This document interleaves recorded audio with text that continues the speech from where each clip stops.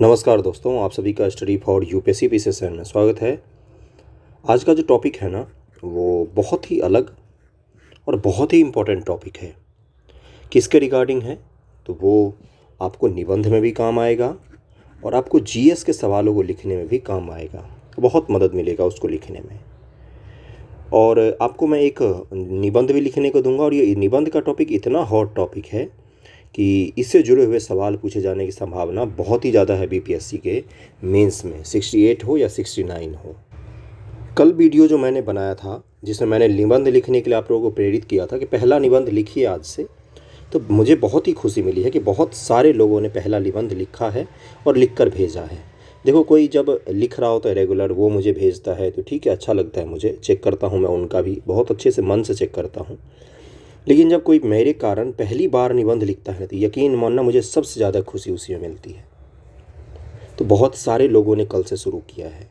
कल मैंने वीडियो के कमेंट सेक्शन में क्वेश्चन डाल दिया था कि आरक्षण संबंधी मुद्दों पर, आरक्षण पर डॉक्टर अंबेडकर और गांधी जी के विचार कैसे अलग हैं, गांधी जी के विचार कैसे अलग हैं, और क्या आरक्षण ही एकमात्र जातिवाद का समाधान है। यही मैंने सवाल डाला था, थोड़ा बहुत चेंज करके यही सवाल था, मतलब भावना उसकी यही थी। तो इसके लिए हमें क्या ज़रूरी है कि गांधी जी और डॉक्टर अंबेडकर, ये दोनों जो हैं, ये जाति प्रथा को लेकर क्या सोच रखते हैं और किस तरह से जाति प्रथा का निवारण करना चाहते हैं, क्योंकि दोनों ही इस कुप्रथा को समाप्त करना चाहते हैं। दोनों के रास्ते अलग अलग हो सकते हैं, लेकिन दोनों ही चाहते हैं कि समाज जो है वो जाति विहीन समाज बन जाए। ओके, तो इसी चीज़ को आज हम लोग बुक से पढ़ेंगे और फिर मैं आपको अंत में, कल वाला सवाल तो है ही, वो तो आप लिख ही रहे होंगे, और अंत में आपको मैं एक बहुत ही प्यारा सा निबंध दूंगा जिसको आपको सोचकर बिहार का परिप्रेक्ष्य मुझे लिखकर बताना है। ओके, क्लियर हो गया होगा? चैनल पर नए हैं तो सब्सक्राइब ज़रूर कर लीजिए, थोड़ा सा मेहनत कीजिए, वीडियो को शेयर कर दीजिए, इस मास्टर का भी थोड़ा सा भला हो जाए, है ना।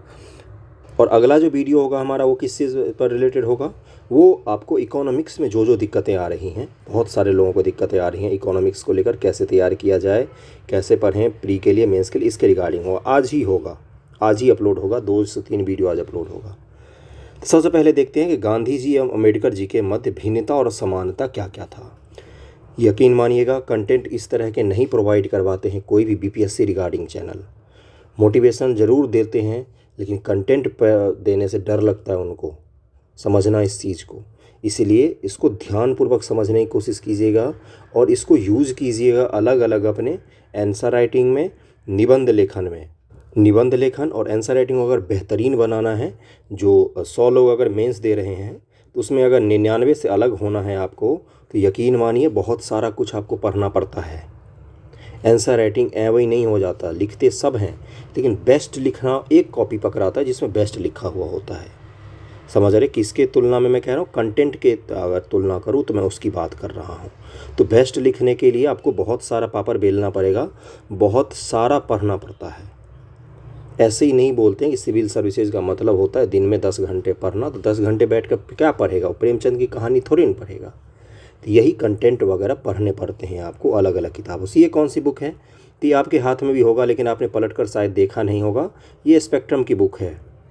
कटाक्ष कर रहा था, पढ़ते भी हैं ही आप लोग, स्पेक्ट्रम की ही बुक है, उसी में ये चैप्टर है। अब ध्यानपूर्वक समझने की कोशिश करते हैं।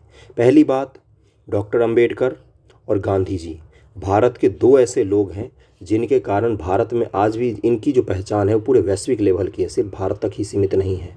दोनों के पारिवारिक पृष्ठभूमि बिल्कुल अलग अलग है, इसलिए दोनों लोगों के विचारों में आपको बिल्कुल भिन्नता दिखेगा, लेकिन दोनों ही इस देश की भलाई के लिए काम करके गए हैं। भले ही आप सवर्ण हो या समाज के निम्न वर्ण से आते हो, आप दोनों को ही पढ़िए।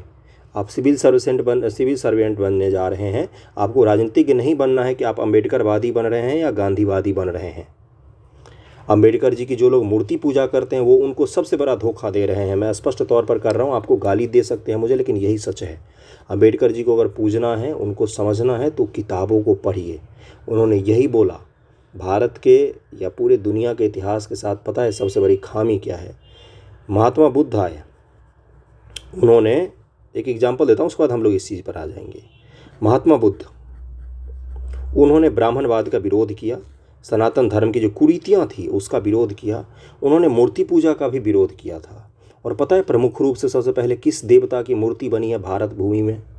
वो है महात्मा बुद्ध की मूर्ति बनी है। हम ऐसे ही इंसान हैं, इंसान इसी तरह के होते हैं।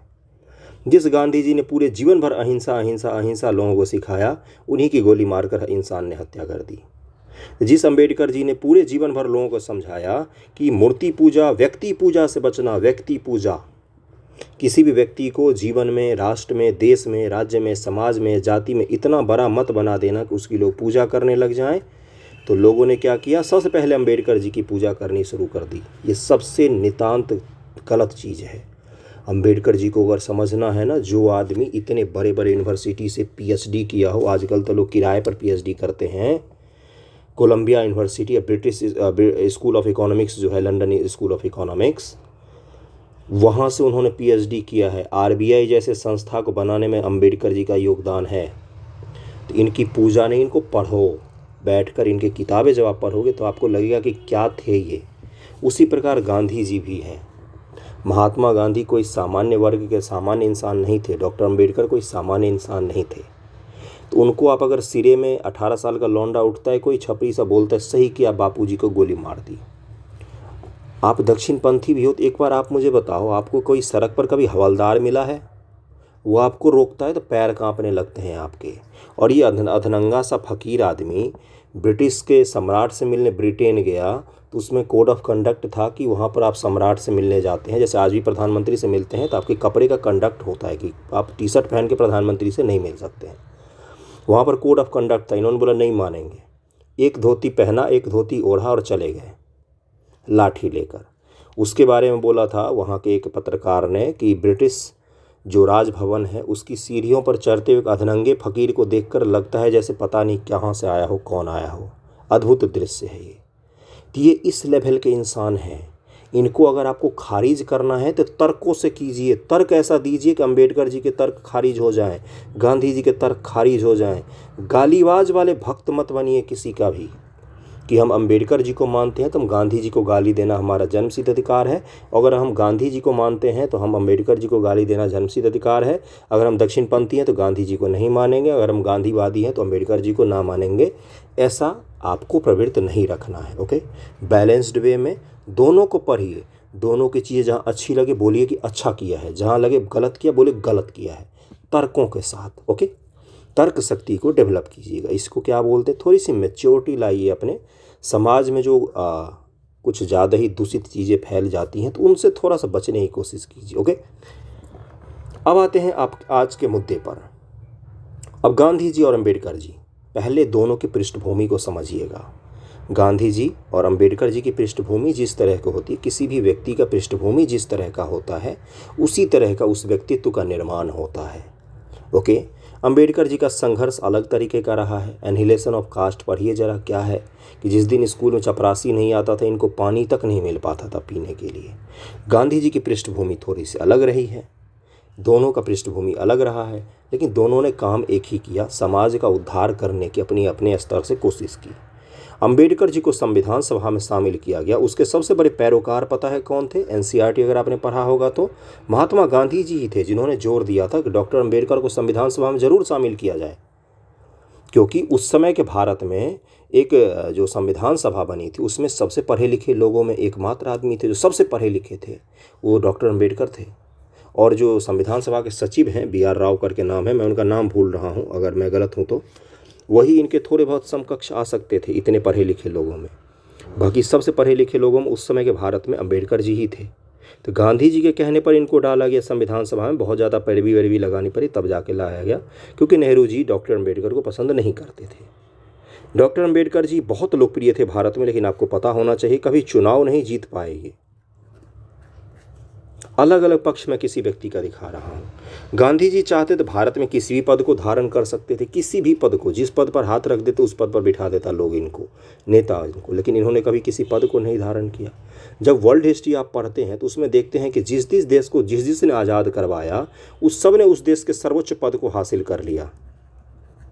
चाहे आप इंडोनेशिया का देखिए आज़ादी का, चाहे वियतनाम का देखिए, चाहे आप दक्षिण अफ्रीका का देखेंगे, वहाँ का जो सुप्रीम लीडर का पद होता था, तो जिसने सबसे बड़ी भूमिका निभाई या जो सबसे महान नेता होता था उस देश का, उसने उस सर्वोच्च पद को हासिल कर लिया। लेकिन भारत में ऐसा नहीं हुआ। जब भारत आज़ाद हो रहा था तो गांधी जी लाठी लेके नोआखली में घूम रहे थे, दंगों को शांत कर रहे थे।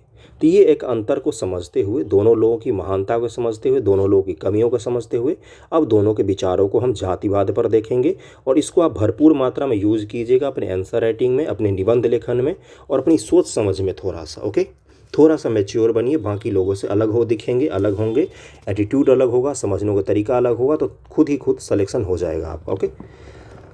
महात्मा गांधी स्वतंत्रता संघर्ष के प्रमुख उन्नायक और शिल्पकार तथा डॉक्टर बी.आर. अम्बेडकर स्वतंत्र भारत के प्रमुख संविधान निर्माता।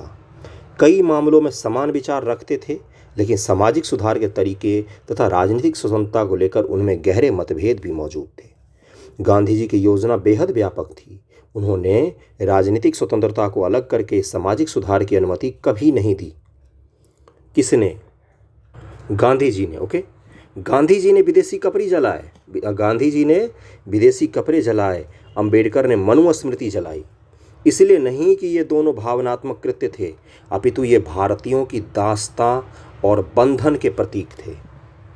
दोनों ने ही भारत को विदेशी और स्वदेशी जो दासता थी, बंधन थी, सोच थी, रूढ़िवादिता थी, उससे आज़ाद करने की कोशिश की है। एक ने मनुस्मृति जलाया, एक ने विदेशी कपड़ों को जलाया। मनुस्मृति को ज़्यादा आप सीरियसली मत लीजिए। अगर हिंदू धर्म के, सनातन धर्म के भी फॉलोअर हैं तो मनुस्मृति कानून की किताब है, कोई धार्मिक किताब नहीं थी। पहली बात तो इस चीज़ को क्लियर कर लीजिए। अंबेडकर जी ने उपनिषद, वेद और रामायण महाभारत नहीं जलाया, मनुस्मृति जलाया। ये चीज़ क्लियर हो गया होगा।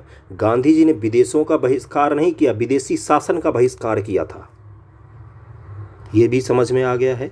गांधी जी ने विदेशी कपड़े जलाए हैं, विदेशियों को नहीं जलाया। कभी भी ये नहीं प्रेरित किया कि विदेशियों को जाके मारो, उनको बस बोला कि हमारा देश छोड़ के चले जाओ। इस डिफरेंस को समझ रहे हैं आप, दोनों में डिफरेंस को। अंबेडकर जी ने कभी ब्राह्मणों का विरोध नहीं किया, ब्राह्मणवाद का विरोध किया, ब्राह्मणवाद की कुरीतियों का विरोध किया। अंबेडकर जी ने जब दूसरी शादी की है तो आई थिंक सो वो दूसरी पत्नी उनकी ब्राह्मण ही थी। तो ब्राह्मणों का विरोध नहीं किया, ब्राह्मणवाद का विरोध किया था, कुरीतियों का विरोध किया था, सामाजिक कुरीतियों को विरोध किया था। ओके। गांधी जी विश्वास करते थे कि स्वतंत्रता कभी प्रदान नहीं की जाती, अपितु यह उस सत्ता में निहित होती है जो इसकी मांग करती है। स्वतंत्रता कोई देता नहीं है आपको, उस सत्ता में निहित होती है, इसका प्रयोग करने की चाह रखती है। जबकि अंबेडकर उम्मीद करते थे कि स्वतंत्रता शासकों द्वारा प्रदान की जाती है। इसी प्रकार लोकतंत्र की प्रकृति एवं क्षेत्र पर दोनों के विचार भिन्न थे। अंतर दिख रहा होगा आपको। वो किस पर डिपेंड करते थे? शासकों पर, अंबेडकर जी, और ये उस सत्ता में निहित होती है जो इसकी मांग करते हैं। ओके, गांधी जी और अंबेडकर जी में अंतर दिखा होगा। इस प्रकार लोकतंत्र की प्रकृति एवं क्षेत्र पर दोनों के विचारों में भिन्नता है। अंबेडकर स्वतंत्र भारत के लिए संसदीय व्यवस्था चाहते थे, जब गांधी जी व्यवस्था के प्रति अधिक सकारात्मक रुख नहीं रखते थे। संसदीय व्यवस्था के प्रति गांधी जी का कोई ज़्यादा विश्वास था नहीं, सच पूछो तो। गांधी जी का मानना था कि नेतृत्व द्वारा प्रभुत्व की प्रवृत्ति के साथ लोकतंत्र भीड़तंत्र में प्रवृत्त हो जाता है। दूसरी ओर अंबेडकर इस संभावना को बेपरवाह थे, अपितु उन्होंने भीड़तंत्र के लिए लोगों में इच्छा जागृत की कि जहां वंचित या दलित के उन्नयन द्वारा सरकार पर दबाव बनाया जा सके। अंबेडकर जी बोलते थे संगठित रहो, शिक्षित रहो, जागृत रहो, ऐसे ही उनका 3 स्टेटमेंट है। जबकि गांधी जी का ऐसा कोई लोकतंत्र में ज़्यादा विश्वास नहीं था, संसदीय प्रणाली में ज़्यादा विश्वास नहीं था। हाँ, लोगों को वो सशक्त जरूर करना चाहते थे। गांधी जी चाहते थे भारत में गांव सशक्त हो, जबकि अंबेडकर जी चाहते थे भारत में शहर सशक्त हो, क्योंकि अंबेडकर जी मानते थे गांव जो है वो जातिवाद का गढ़ होता है, जबकि गांधी जी क्या मानते थे? गांव जो होता है वो लोगों को आत्मनिर्भर बनाने का गढ़ होता है। दोनों के सोच में अंतर दिख रहा है आपको? समझ पा रहे हैं दोनों लोगों को? गांधी और अंबेडकर दोनों राजनीतिक तथा सामाजिक कार्यकर्ता थे। अंबेडकर की कार्यगत पद्धति में कुछ बेहद कठोर थी, लेकिन अहिंसा को लेकर समझौता विहीन तरीके के अलावा गांधी जी में वैचारिक या सैद्धांतिक कठोरता नहीं थी। गांधी जी 20वीं शताब्दी के राजनीतिक विचारधारा, उदारवाद, साम्यवाद और फांसीवाद से स्पष्ट रूप से आगे बढ़े और इन जटिल संरचनाओं, जिन्होंने व्यक्ति को किंग कर्तव्य विमूढ़ बना दिया, के सरल व्यवहारिक विकल्प के साथ शुरुआत करना चाहते थे। दूसरी ओर किंग कर्तव्य विमूढ़ का मतलब होता है क्या करें क्या ना करें। दूसरी ओर अंबेडकर का उदारवादी विचारधारा और सहायक संस्थागत ढांचे के प्रति काफ़ी झुकाव था। अंबेडकर का प्रबल जातिगत पहचान के प्रति भी लगाव था। ओके, अंबेडकर की राजनीति में डॉक्टर अंबेडकर लिखना चाहिए। पीएचडी की डिग्री बहुत मुश्किल से मिलती है गुरु। डॉक्टर अंबेडकर की राजनीति में भारतीय भिन्नता और खंडता के पहलू उजागर होते हैं, जबकि गांधी जी की राजनीति में भारतीय एकता और अखंडता का पहलू दिखाई देता है। क्लियर दिख रहा है आपको? हिंद स्वराज में, हिंद स्वराज बहुत पतली सी बुक आती है गुरु, 50 रुपये की आती है। गांधी जी की बुक है, प्रश्न और उत्तर पर आधारित है, बेहतरीन बुक है। गांधी ने सिद्ध किया कि साम्राज्यवादी शासन से पूर्व भारत एक राष्ट्र रहा और ये अंग्रेज थे जिन्होंने भारत की सांस्कृतिक एकता को तोड़ा। गांधी जी ऐसा मानते थे। अंबेडकर जी का विचार था कि भारतीय एकता औपनिवेशिक राज्य द्वारा लागू ब्रिटिश विधिक व्यवस्था का उत्पाद था। अंबेडकर जी मानते थे कि भारत कोई एक नहीं था, ये तो ब्रिटिशों ने कानून लागू किया है इसलिए हम एक दिख रहे हैं। जबकि गांधी जी बोलते थे कि भारत हमेशा से एक था, ये ब्रिटिश हैं जो हमें तोड़ने की साजिश रच रहे हैं। अब बताओ, दोनों समाज के दो अलग अलग धर्रे पर ले जाने की कोशिश कर रहे हैं। दोनों का एक ही लक्ष्य है कि भारत को सशक्त बनाना, भारत को अच्छा बनाना, भारत को मजबूत बनाना, भारत के लोगों को एक करना। लेकिन दोनों के रास्ते कितने अलग हैं, है ना। गांधी जी की दृष्टि में ग्राम राज राम राज है और एक सच्ची स्वतंत्रता है। अंबेडकर जी के विचार इसके विपरीत थे। उनका मानना था कि भारतीय ग्रामों की यथास्थिति की प्रकृति ने समानता और बंधुत्वता स्वतंत्रता को भी नकारा है। इसलिए उनके अनुसार हमें भारतीय ग्राम व्यवस्था पर अभिमान करने की अपेक्षा शर्म आनी चाहिए। 2-4 ब्रिटिश राइटर हैं, मैं नाम भूल रहा हूँ अभी, जो जब भारत आए अंग्रेज़ों के समय में और फिर अंग्रेज़ों के बाद जब अंग्रेज़ आए थे भारत में शुरुआत में, तो वो भारत आए तो उन्होंने भारत के बारे में पता है क्या लिखा? भारत के गाँव के बारे में अंग्रेज़ी लोगों ने उन्होंने लिखा कि भारत के जो गांव हैं वो इतने ज़्यादा स्वतंत्र हैं कि वो बाहर से हवा और पानी भी नहीं चाहिए उनको, इतने ज़्यादा आत्मनिर्भर हैं।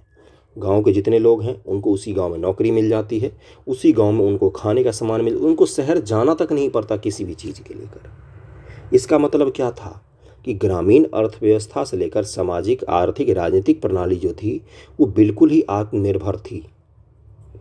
आत्मनिर्भरता का मतलब समझ रहे हैं? उसको किसी से कुछ भी नहीं चाहिए होता था। गांव में कुटीर अर्थव्यवस्था हुआ करती थी, गांव से उल्टा शहरों को एक्सपोर्ट किया जाता था। गांव के जो काश्तकार होते थे, कर्मकार होते थे, शिल्पकार होते थे, वो एक शहरों में अपना सामान ले जाकर बेच के शहर से उल्टा पैसा लेके आ जाते थे, शहर में रहते नहीं थे क्योंकि गांव में उनका सब कारोबार चलता था। आज क्या होता है, गांव खाली पड़े हैं और शहर भरता जा रहा है। गांव आत्मनिर्भर है? नहीं। शहर में क्या वाकई ज़िंदगी बहुत अच्छी होती है? बिल्कुल भी नहीं, ये भ्रम होता है। तो दोनों जगह, दोनों में अंतर दिख रहा है आपको। और अंबेडकर जी क्या मानते थे कि गांव की जो संस्कृति है ना वो रुकी हुई है। रुकी हुई का मतलब क्या होता है? वो रुका हुआ है, 1000 सालों से वही ऐसा ही गांव के गांव है। अब गांव होगा तो उसकी आबादी छोटी होगी, कुछ लोगों की आबादी उसमें ज़्यादा होगी। उच्च वर्ण की आबादी अगर ज़्यादा होगी, जिस भी वर्ण की ज़्यादा आबादी होगी उस गांव में उसका डोमिनेंट चलेगा, डोमिनेंट पावर में होंगे वो लोग।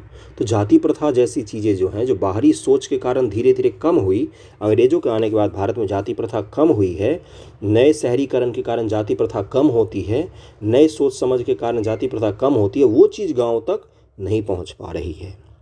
गांव जो हैं वो अकेले रह रहे हैं, बाहरी ज्ञान विज्ञान से उनका कोई लेना देना है नहीं।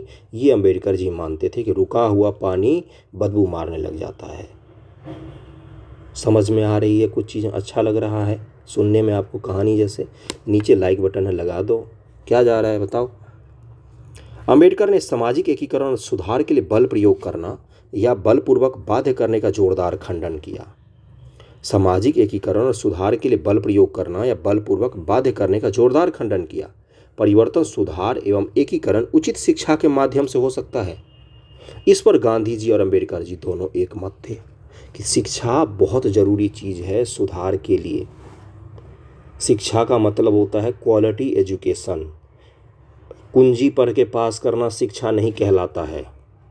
एजुकेशन का मतलब होता है जब तक आप एक अच्छे इंसान नहीं बने आप एजुकेटेड नहीं कहला सकते हैं। इस चीज़ को समझिएगा। अच्छे इंसान का मतलब क्या होता है कि समाज में क्या घटित हो रहा है उसको खुद से समझना, अपने आस पड़ोस की चीज़ों के अपने लिए डिसीजन खुद से लेना। ये होता है क्वालिटी एजुकेशन। ओके। दलितों या वंचितों के उत्थान के तरीके एवं माध्यम दोनों पर गहरा अंतर विरोध था। दलितों या अछूतों को गांधी जी द्वारा हरिजन नाम देकर अंबेडकर जी को पसंद नहीं आया। हरिजन नाम किसने दिया था? गांधी जी ने। ये अंबेडकर जी को पसंद नहीं आया। वह इसे गांधी जी की चालाकी मानते थे। वो बोलते थे कि गांधी जी जो महाराज एक बूढ़े बाबा हैं, ये काम वाम तो करते नहीं है कुछ दलितों के लिए, बस उनको नाम दे दिया हरि का जन, मतलब भगवान का आदमी। अब और जो अंबेडकर जी तो वो तो बोलते थे हम हिंदू धर्म में ही नहीं हैं, है ना। तो दोनों में थोड़ा सा मतभेद दिख रहा है ना, दोनों मतभेद दिख रहा होगा। अब आगे और भी दिखेगा आपको बहुत सारी चीज़ें। जब गांधी जी ने डिप्रेस्ड क्लासेस लीग का नाम बदलकर हरिजन सेवक संघ किया, इसको नोट डाउन कर लेना, पीटी में पूछ सकता है, तो अंबेडकर जी ने इसका विरोध किया, यह कहते हुए कि इस संगठन को छोड़ दिया कि गांधी जी के लिए अस्पृश्यता मात्र एक मंच है, न कि एक सजग कार्यक्रम। उन्होंने बोला कि गांधी बाबा, आपके लिए अस्पृश्यता एक मंच हो सकता है, आपका कोई दूरगामी कार्यक्रम नहीं है। अगर होता तो कांग्रेस के अधिवेशन में आप ना अस्पृश्यता को भी शामिल करवाते। बोलते कि अस्पृश्यता के खिलाफ भी कांग्रेस को बोलना चाहिए। कांग्रेस ने हर चीज़ के खिलाफ बोला है शुरुआत में, लेकिन कभी जाति प्रथा के खिलाफ नहीं बोला है। ओके। एक चीज़ और मैं बता दूं, एक बार एक बच्चे ने कमेंट करके मुझसे मेरी जाति पूछी थी। तो मेरा जाति एक ही है, भारतीयता है। मैं जब भी पढ़ाता हूँ, कुछ भी करता हूँ, तो मैं हमेशा कोशिश करता हूँ कि 100% बैलेंस रहा जाए, न इस पक्ष का न उस पक्ष का, दोनों पक्ष बता दो, बीच में से निकल के बाहर आ जाओ। बाकी आपकी बुद्धि है, आप सोच समझ कर आपको जो फैसला लेना है ले सकते हैं। मेरी कोई जाति ऐसी है नहीं। ओके, आगे बढ़ते हैं। गांधी जी से भिन्नता रखते हुए अंबेडकर जी का मानना था कि धर्म का केंद्र मनुष्य के बीच होना चाहिए, न कि मनुष्य और भगवान के बीच। जैसा गांधी जी का मानना था, गांधी जी की भांति अंबेडकर भी हिंदुत्व से बुराई को समाप्त करना चाहते थे, लेकिन वो इन्हें पूरी तरह समाप्त न करके इसमें सुधार एवं इसे पुनर्निर्मित करना चाहते थे। राजनीति में अंबेडकर की अवधारणाएं थी धर्म की स्वतंत्रता, निर्बाध नागरिकता, राज्य और धर्म की अस्पृश्यता, पृथकता। राज्य और धर्म अलग अलग होना चाहिए, अंबेडकर जी मानते थे, जबकि गांधी जी क्या मानते थे? राज्य और धर्म एक होना चाहिए। धर्म का मतलब क्या है? नैतिकता। गांधी जी के धर्म का मतलब नैतिकता से लेना, हिंदू मुस्लिम से मत लेना। गांधी जी ने भी धर्म की स्वतंत्रता का विचार दिया, लेकिन वो राजनीति और धर्म को पृथक करने के पक्षधर नहीं थे। लेकिन गांधी एवं अम्बेडकर दोनों ने यह स्वीकार किया कि धर्म सामाजिक परिवर्तन के एजेंट की भांति है। धर्म समाज को, भारतीय समाज को आप धर्म से अलग नहीं कर सकते हो। धर्म हमारे समाज का गुथा हुआ भाग है जो अलग हो ही नहीं सकता है। इसलिए दोनों ही मानते थे कि अगर हमें सामाजिक परिवर्तन करना है तो हमें धार्मिक परिवर्तन से ही शुरुआत करनी पड़ेगी। ओके। अंबेडकर के अनुसार निस्संदेह प्रभुसत्ता लोगों में निहित होती है और वो राज्य के सीमित प्रभुसत्ता में विश्वास करते थे। गांधी जी के अनुसार भी राज्य की सीमित प्रभुसत्ता होती है, मतलब राज्य स्टेट जो होगा उसकी पावर सीमित होगा, लोगों के पास शक्ति ज़्यादा होगी, अन्यथा यह व्यक्ति के व्यक्तित्व एवं इच्छा का समूल मिटा देगा। हिंसा और अहिंसा को लेकर गांधी और अंबेडकर में मत भिन्नता है। अंबेडकर का मानना था कि पूर्ण अहिंसा साध्य है और सापेक्षिक हिंसा एक साधन, जबकि गांधी जी ऐसा अंतर नहीं मानते थे। किसी प्रकार के हिंसा के घोर विरोधी तो बोलते थे। एक बार पता है क्या हुआ? उनकी पत्नी बीमार हुई, ये इसको लेकर आप आलोचना कर सकते हैं गांधी जी की। उनकी पत्नी बीमार हुई और पेंसिलिन वगैरह का सुई लगाना था, तो उन्होंने सुई तक को हिंसा माना और नहीं लगाने दिया था। तो इतना ज़्यादा वो हिंसा के विरोधी थे गांधी जी। ये कहीं ना कहीं हिंसा से ज़्यादा रूढ़िवादिता दिखती है। जहाँ पर आपको गांधी जी गलत लगे उनको बोलिए कि हाँ यहाँ पर वो सही नहीं थे, और जहाँ पर अंबेडकर जी आपको सही नहीं लगे वहाँ पर बोल सकते हैं आप वो भी सही नहीं थे, है ना। आगे बढ़ते हैं। अगला लाइन क्या है? उत्पादन के मशीनीकरण और भारी मशीन के उपयोग पर गांधी और अंबेडकर में मत भिन्नता है। गांधी जी बड़े उद्योगों को, भारी मशीन को, इन सब को मानते थे कि ये सब जो है वो इंसान को जॉबलेस बना देगा, है ना। वो क्या मानते थे? कुटीर अर्थव्यवस्था की, कुटीर जो इकोनॉमी होती है, कुटीर व्यवस्था, कुटीर उद्योग जो होता है उसको प्रधानता देना चाहते थे गांधी जी। इससे क्या होगा? वो मानते थे कि जब मशीनें बड़ी बड़ी नहीं आएगी तो इंसान काम करेगा वहाँ, और इंसान काम करेगा तो क्या होगा? इंसानों को नौकरी मिलेगी। जबकि अंबेडकर जी, नेहरू जी और जो सुभाष बाबू हो गए, ये लोग क्या मानते थे? जो नेहरू रिपोर्ट वगैरह भी पढ़ते हैं आप, और जो उन्होंने नेशनल प्लानिंग भी बनाई थी, एक डॉक्यूमेंट बनाया था नेहरू जी और सुभाष बाबू ने, तो उसमें भी इन सब ने क्या जिक्र किया था? इन सब ने बोला था कि मशीनीकरण और हेवी उद्योग, भारी उद्योग को बढ़ावा देना चाहिए। तो इसके बड़े गांधी जी विरोधी थे। इस चीज़ का ध्यान रखिएगा। ओके। गांधी जी मशीनीकरण के विनाशकारी और विमानवीकरण प्रभाव के आलोचक थे। इसके लिए उन्होंने शोषणकारी सामाजिक आर्थिक व्यवस्था को जिम्मेदार ठहराया। अंबेडकर ने निजी संपत्ति बनाने वाले गलत सामाजिक संगठनों को लेकर मशीनीकरण के बुरे प्रभाव को दिखाया है। अंबेडकर जी ने भी उनके अनुसार मशीनीकरण से सभी को लाभ पहुंचेगा। उनका पक्का विश्वास था कि मशीन एवं आधुनिक सभ्यता सभी के लाभ के लिए थी और कहा कि लोकतांत्रिक समाज का नारा मशीन और अधिक मशीनीकरण, सभ्यता और अधिक सभ्यता होना चाहिए। ये नारा दिया था डॉक्टर अंबेडकर जी का। ओके। अंबेडकर मानव जीवन के समग्र पहलुओं को महत्व देते थे। जीवन के आध्यात्मिक एवं भौतिक पहलुओं के बीच संतुलन उनकी मुख्य चिंता थी। गांधी जी की पंचायत व्यवस्था में भी व्यक्ति के समग्र पहलुओं पर बल डालती थी। ओके। गांधी जी अंबेडकर के वेद और ग्रंथों को छोड़ने के आह्वान से सहमत नहीं थे। उनका मानना था कि जाति धार्मिक सीमा क्षेत्र और आध्यात्मिकता के साथ कुछ नहीं कर सकती है। जाति और वर्ण अलग अलग हैं। जाति विकृत विकार है, लेकिन वर्ण व्यवस्था को गांधी जी मानते थे। वो जो कर्म पर आधारित वर्ण व्यवस्था होता है ना, कि ब्राह्मण अगर कोई पढ़ा रहा है तो वो ब्राह्मण होगा, मैं पढ़ा रहा हूँ तो मैं ब्राह्मण होऊंगा, कोई सैनिक का काम कर रहा है तो वो क्षत्रिय होगा, कोई नाला का काम कर रहा है या सड़क सफाई का काम कर रहा है तो वो शूद्र होगा, भले ही वो किसी भी जाति का हो, है ना। जैसे मान लो कोई ब्राह्मण का ही है लेकिन वो जाके अगर वर्कर का काम कर रहा है तो वो शूद्र हो जाएगा। कोई सैनिक का काम कर रहा है और वो शूद्र जाति का है तो वो क्षत्रिय हो जाएगा। गांधी जी इसके पैरोकार थे। वो मानते थे कि ये सही है, जबकि अंबेडकर जी बोलते थे कि जाति किसी भी आधार पर सही नहीं हो सकता है, किसी भी आधार पर सही नहीं हो सकता है। अंबेडकर जी यही मानते थे। वो बोलते थे कि देखो आप तो ठीक है, आप गांधी जी हैं, आज आप शुरू कर दीजिए कि हाँ भाई क्षत्रिय और वर्ण व्यवस्था को मानते हैं कर्म के आधार पर, लेकिन कल को आप मर जाएंगे तो फिर से तो वही व्यवस्था लागू हो जाएगा। कौन फिर देख रेख करेगा इस चीज़ का? ऐसे ही तो था पहले, लेकिन वो विकृत होकर कहाँ पे आ गया है, तो ये विकृत हो जाएगा कल को फिर से, तो कौन फिर आएगा? फिर 1000 साल तक शूद्रों को प्रताड़ित किया जाएगा। तो ये चीज़ मानते थे अंबेडकर जी। ओके। अंबेडकर अछूतों को हिंदू समुदाय के बाहर एक धार्मिक अल्पसंख्यक मानते थे, जबकि गांधी जी उन्हें हिंदू समुदाय का अभिन्न अंग मानते थे। अंबेडकर ने अछूतों को राजनीतिक अल्पसंख्यक या बलपूर्वक बनाए गए अल्पसंख्यक कहना उचित समझा। गांधी जी के अनुसार अस्पृश्यता भारतीय समाज की विभिन्न समस्याओं में से एक है। गांधी जी क्या बोलते थे, जैसे महिलाओं को लेकर समस्या थी, सती प्रथा था, बाल विवाह था, उसी प्रकार जाति प्रथा जो है, अस्पृश्यता जो, वो मात्र एक समस्या है। जैसे बाकी समस्या, जैसे सती प्रथा का समाज से अंत हो गया, बाल विवाह का धीरे धीरे अंत हो रहा है शिक्षा के माध्यम से, अन्य माध्यमों से, वैसे ही जाति प्रथा का भी धीरे धीरे अंत हो जाएगा। इसको लेकर इतना इमोशनल क्यों होते हैं आप?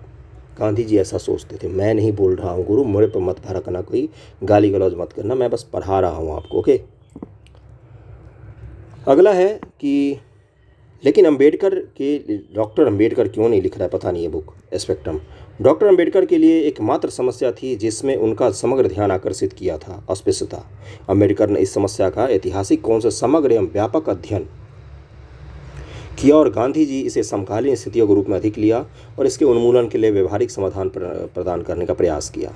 जो अंबेडकर जी थे वो तो, उनके बारे में BBC वगैरह पर पढ़ना, वीडियो वगैरह देखोगे तो आपको पता चलेगा कितना ज़्यादा पढ़ते थे वो। एक डॉक्टर अंबेडकर लाइब्रेरी भी है दिल्ली में, वहाँ पर जाके, अब लाइब्रेरी बोल रहा हूँ, म्यूजियम भी है, वहाँ पर जाकर आपको पता चलेगा कि उनके बारे में कितना पढ़ते थे वो, इतना ज़्यादा पढ़ते थे। गांधी जी का क्या था कि देखो भाई, इतिहास भूगोल नागरिक अपनी जगह थी, जाति प्रथा आज एक समस्या के रूप में हम देखते हैं और इसका निवारण आज के दृष्टिकोण से हम करते हैं। इतना ज़्यादा इतिहास भूगोल में जाके क्या फ़ायदा, आज के दृष्टिकोण से इसका निवारण हम लोग करते हैं। तो ये दोनों लोगों का अलग अलग सोच था।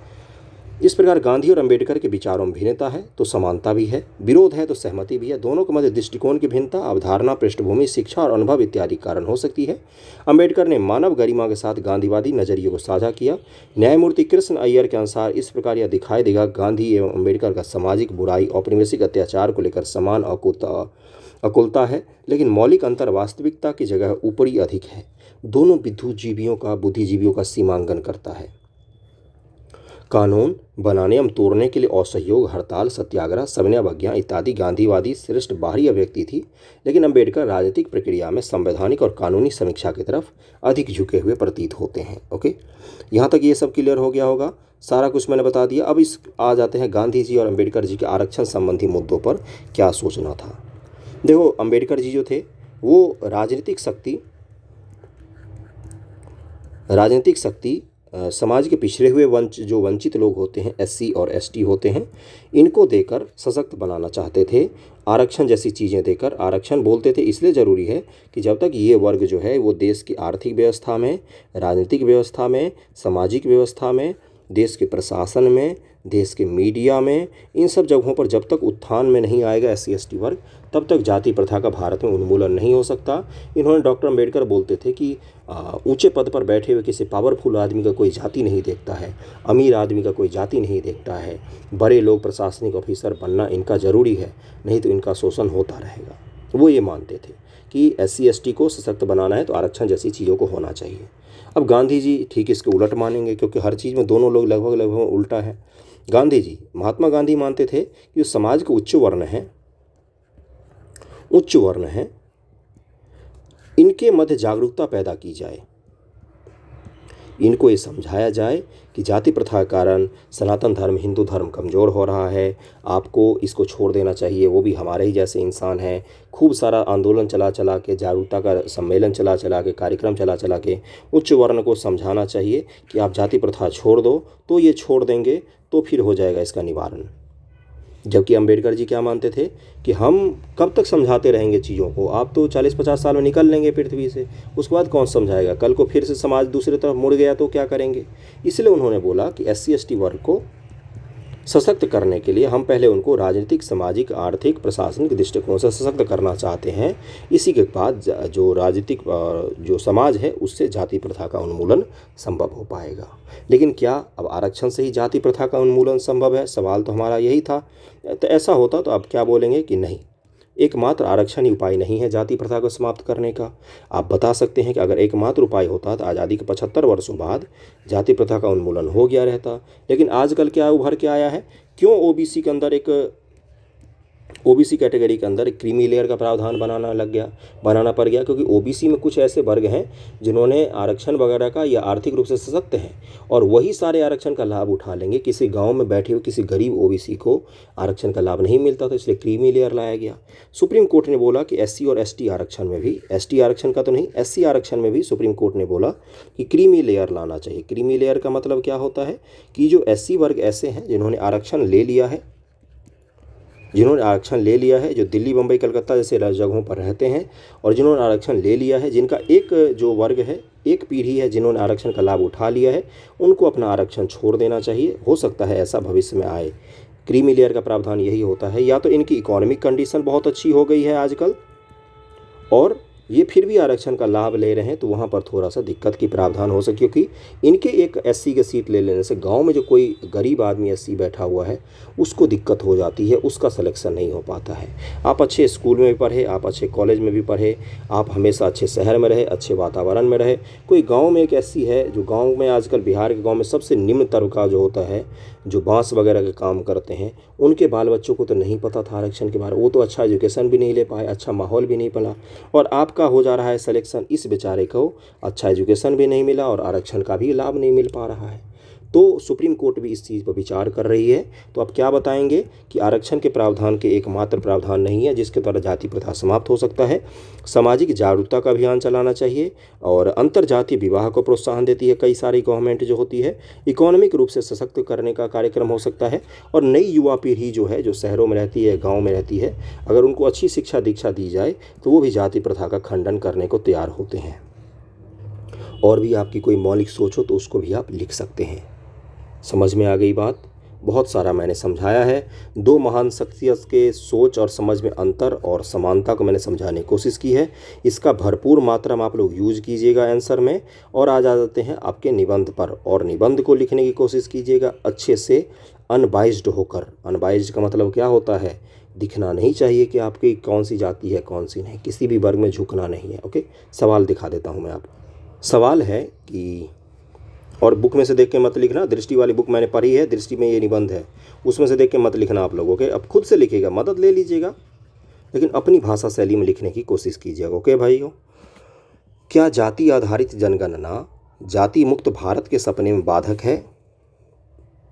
क्या जाति आधारित जनगणना जाति मुक्त भारत के सपने में बाधक है? भारत की जगह बिहार भी करके लिख सकते हैं आप, आपकी जो मर्जी लिखिए, लेकिन बिहार के परिप्रेक्ष्य में थोड़े बहुत पॉइंट लिखिएगा इसमें, मैं पहले ही बता रहा हूँ।